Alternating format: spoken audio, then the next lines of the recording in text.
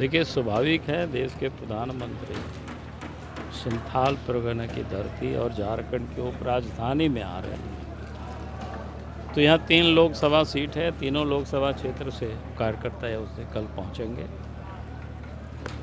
तब देश के प्रधानमंत्री आ रहे हैं तो स्वाभाविक है कार्यकर्ता में, समर्थकों में और जनता में भी एक उत्साह होगी कि उनको लोग नज़दीक से देख भी पाएंगे, नज़दीक से उनको लोग सुन भी पाएंगे।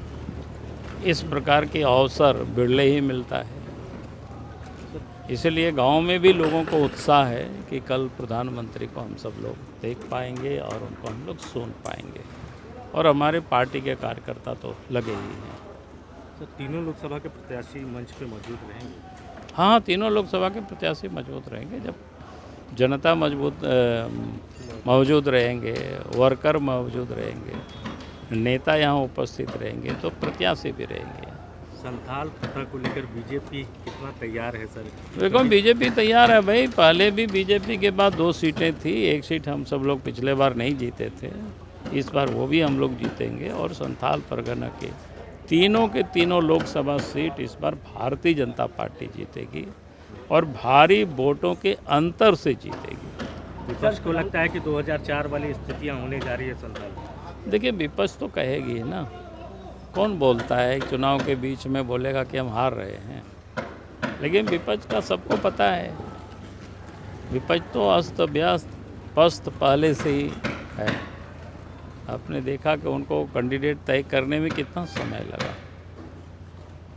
बल्कि गुड्डा में तो उनको बीच में बदलना भी पड़ा। तो ये सब होते रहता है चक्कर में।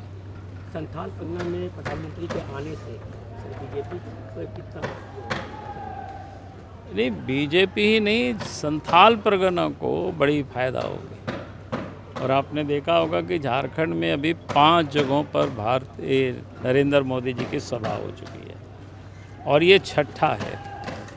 और उसके बाद रांची में उनका रोड शो भी हो चुका है।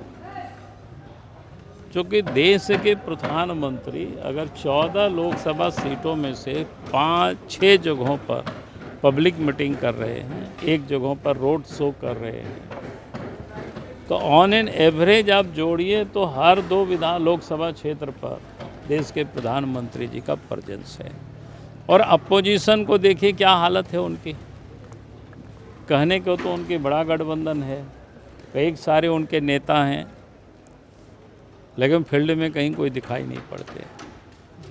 तो फिर आ रहे हैं तो हमने कहा कि फिर कार्यकर्ता और 2 गुने उत्साह से काम करेंगे। कल ओपोजिशन की लीडर कल्पना सोरेन